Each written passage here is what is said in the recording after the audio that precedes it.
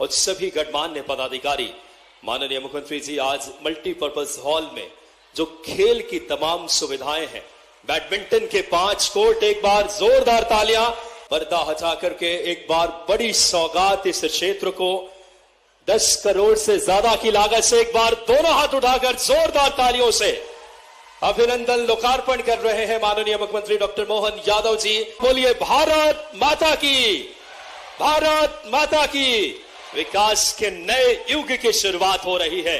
आज के इस कार्यक्रम में सबसे पहले स्वागत जो हमारी सनातनी परंपरा है, देश में विकास की नई गति देने वाले जोरदार तालियों से स्वागत कीजिए माननीय मुख्यमंत्री जी का। बहुत ही हमारे लिए ऐतिहासिक क्षण, लागत से अमृत 2.0 के परियोजना के अंतर्गत सीवेज निर्माण, साथ ही साथ 29 करोड़ की लागत से सांदीपनी विद्यालय, 10 करोड़ की लागत से श्यामा प्रसाद स्पोर्ट्स कॉम्प्लेक्स। जोरदार तालियां एक बार। हुजूर विधानसभा के आज के इस कार्यक्रम में हमारे सभी अधिकारीगण और आप सबको बोले महाकाल महाराज की। मैं खेल के इस पूरे एक तरह से महोत्सव का माहौल बना हुआ है, जोरदार अभिनंदन करें अपने खेल के ऊर्जा से सराबोर अद्भुत कार्यक्रम में। और जिनके नाम पर ये स्टेडियम बना है वो अद्वितीय व्यक्तित्व, जनसंघ के संस्थापक, शिक्षाविद, भविष्य दृष्टा, और जिनने 31 साल की उम्र में वाइस चांसलर बनकर के भी कलकत्ता विश्वविद्यालय में अपनी पहचान बनाई। आजादी के बाद भारत सरकार के मंत्री तो बने, लेकिन मंत्री बनने के साथ भविष्य में होने वाले संकट को पहचान कर धारा 370 जैसे कलंक को दुनिया के सामने लाके बताया। हमारे एक ऐसे नेता डॉक्टर श्यामा प्रसाद मुखर्जी, जिनने कहा कि ये धारा 370 नहीं, ये भविष्य में बहुत बड़ी कीमत देश इसका चुकाएगा। और ऐसा हुआ, दुर्भाग्य के साथ बोलना पड़ेगा मित्रों, धारा 370 के कारण से वो कश्मीर जो भारत का मुकुटमणि है, जहां खेती भी केसर की होती है, लेकिन 40,000 से ज्यादा बच्चे, बूढ़े, जवान, सेना के जवान, मिलिट्री के जवान, ऐसे कई कश्मीरी पंडितों का बड़े पैमाने पे हत्या होने का रिकॉर्ड बना। और हमें इस बात का गर्व है, हमारे पहले जनसंघ के अध्यक्ष ने इस बात को चेताते हुए मंत्रिमंडल से इस्तीफा दिया और कश्मीर जाकर आंदोलन करने का संकल्प लिया। देश को और दुनिया के सामने भविष्य में आने वाली चुनौती को सामने लेके बढ़े। उन्होंने कहा कि ये 370 भविष्य में कलंक साबित होगी। मुझे गर्व है यशस्वी प्रधानमंत्री के नेतृत्व में वो 370 का कलंक हटा करके हमने अपने उस समय के संकल्प को पूरा किया।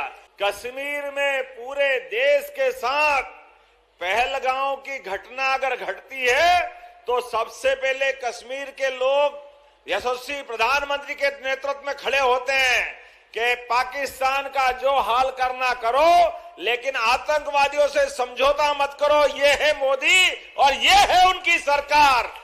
मैं एक बार फिर आज ऐतिहासिक अवसर पर 194 करोड़ की लागत से विकास और जनकल्याणकार के 3 बड़े बड़े काम, खेल का स्टेडियम, आज के इस अवसर पर जब हम अपने गौरवशाली अतीत पर गर्व करके आगे बढ़ रहे हैं, तो सांदीपनी आश्रम, भगवान कृष्ण जहां शिक्षा ग्रहण करने आए, तो 5000 साल पहले उस सांदीपनी आश्रम में कोई गरीबी अमीरी का भेद नहीं था, कोई जातिवाद का भेद नहीं था, सब बराबरी से शिक्षा ग्रहण कर रहे थे। तो ऐसे सांदीपनी आश्रम में भगवान कृष्ण भी पढ़ने आए और सुदामा भी पढ़ने आए। वो गौरवशाली अतीत का अपना रिकॉर्ड। इसलिए आचार्य सांदीपनि के नाम पर सांदीपनि विद्यालय यहां बना रहा है। राव उदय प्रताप सिंह जी को, स्कूल शिक्षा मंत्री को भी बधाई और आपको भी बधाई। एक सांदीपनि विद्यालय भी आज लोकार्पित हो रहा है और सांदीपनि विद्यालय के भवन भी क्या बन रहे हैं। सरकारी इस प्रकार के भवन पूरे देश तो क्या दुनिया में नहीं मिलेंगे। जोरदार अभिनंदन करो, इतने बड़े भव्य भवन बन रहे हैं। इसलिए सांदीपनि विद्यालय और आगे बढ़े। 1000 करोड़ की सीवर प्रोजेक्ट, क्या जोरदार भाग्य लाए रामेश्वर जी, कितना बड़ा बड़ा काम कराते हैं भाई।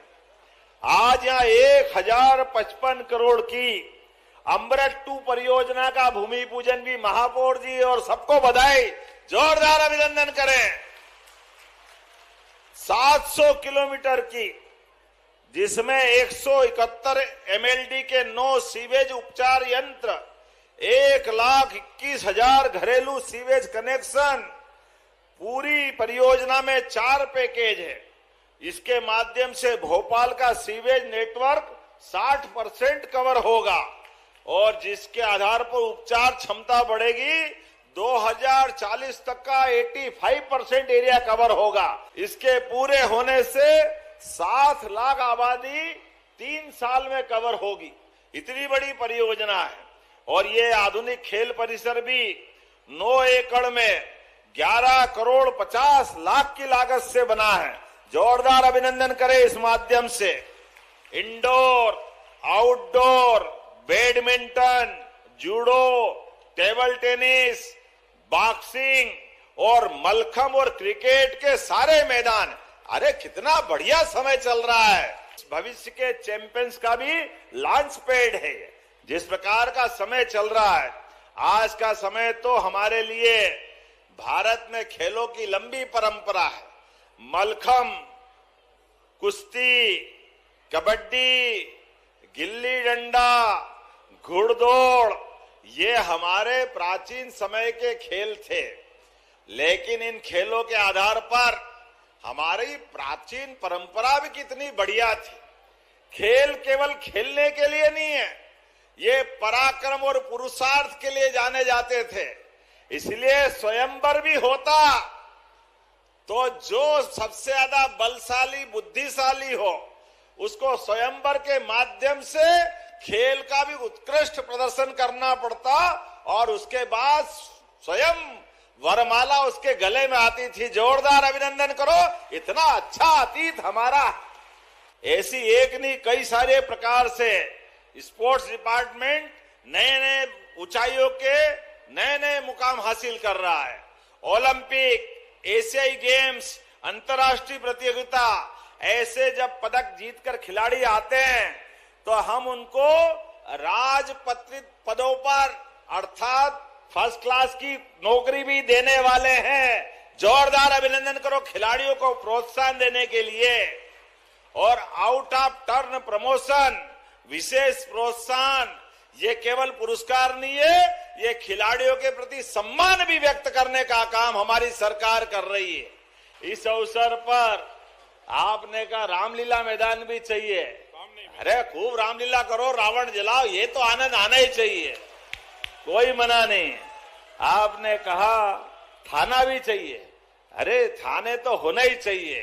गुंडे बदमाश को तो ठीक करने का काम हमारी सरकार बहुत अच्छे से कर रही है। आने वाले समय में परमात्मा करे विकास के काम भी चलते जाए और सुशासन के काम चलते जाए। मेरी अपनी ओर से एक बार फिर इतने अच्छे कार्यक्रम की बहुत बहुत बधाई।